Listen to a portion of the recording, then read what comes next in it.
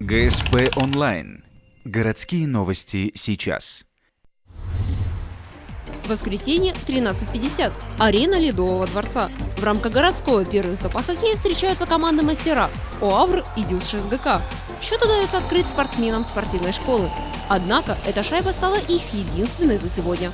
Но и без этого игра получилась зрелищной. Менее чем за 6 минут до конца второго периода на арене драка. Два хоккеиста команд соперниц сбрасывают лишнее снаряжение и дают волю кулакам.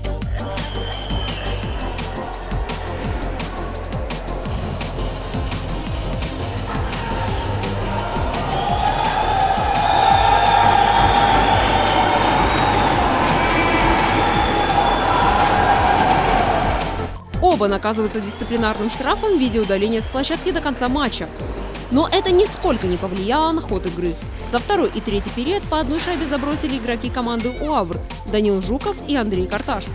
Хет-трик принадлежит Осману Семяшкину и Максиму Чупрову. Игра заканчивается со счетом 8-1.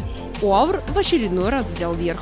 Сегодня была задача просто, забить мальчишкам, которые тут против нас играли. Я им дал задачу забить 10-15 шайб. Они это не сделали. То, что мы играли 8-1, это слабо. После сегодняшней встречи ОАВР остается лидером в городском первенстве среди мастеров. Однако эта команда продолжает участвовать еще и в северо-западных соревнованиях, наравне с олимпийскими спортсменами. Будем надеяться, что и там им не будет равных.